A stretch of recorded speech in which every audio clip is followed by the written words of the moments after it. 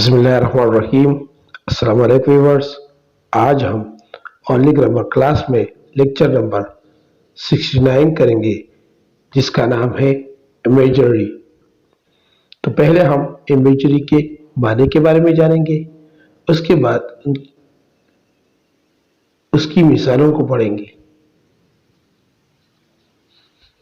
तो इमेजरी के माने हैं तस्वुर, ख्याल या खाका। अब हम इसकी डिफिनीशन को पढ़ेंगे।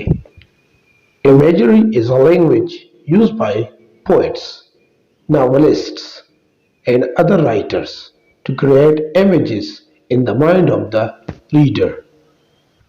Imagery एक ऐसी जुबान है जिसे शायरों, नावल निगारों और दीगर अदीबों ने कारी के जहन में यानी पढ़ने वाले के जहन में नक्श बनाने के लिए इस्तेमाल किया है। इमेजरी होदासी जबदा कुमची शायरानो नावलों वाला और लिखने वाला दलस्तुन की पजहन की नक्शे जोड़वल दोबारा इस्तेमाल करेगा। अब हम इसकी मिसालों को पढ़ेंगे। Number first, I saw a beautiful rabbit in the garden. This sentence appeals the readers the sense of sight, so this is called imagery.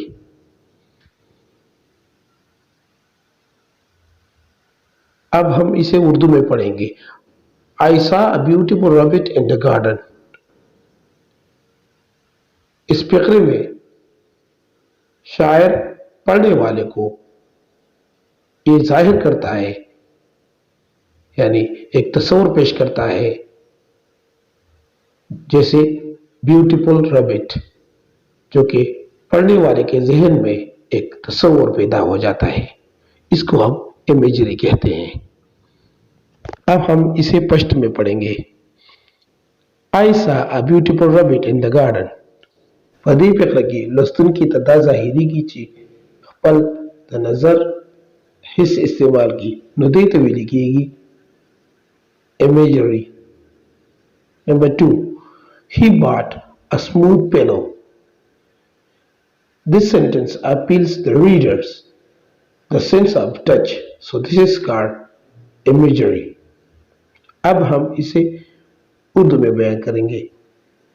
He bought a smooth pillow.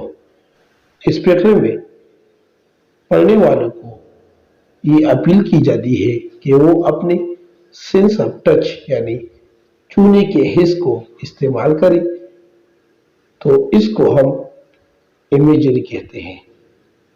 अब हम इसे पश्त में पढ़ेंगे। ही बाट अ स्मूथ पिलो पदी फिक्र की लस्तुन की तदा अपील की दीदी खपल द टच कवलो हिस्स इस्तेमाल की दे टच कवलो हिस्स ता इमेजरी वेली की। Number 3, the eagle makes a sharp whistling sound. This sentence appeals the readers the sense of hearing, so this is called imagery. अब हम इसे उर्दू में पढ़ेंगे। The eagle makes a sharp whistling sound. इस फिक्रे में पढ़ने वाले को ये अपील की जाती है, यानी कि वो अपने सेंस ऑफ हेयरिंग यानी सुनने के हिस्स इस्तेमाल करे, तो इसको हम इमेजरी कहते हैं। अब हम इसे पश्त में पढ़ेंगे। The eagle max a sharp whistling sound पदी फिक्र की मुंतदा अपील कीगी चिमो थपल और इदलो हिस्स इस्तेमाल को दे फिक्रेदा मुंग imagery वेलिशु। Number 4, the mango is sweet, but the lemon tastes sour. This sentence appeals the readers the sense of taste, so this is called imagery. अब हम इसे उर्दू में बयान करेंगे। The mango is sweet, but the lemon tastes sour.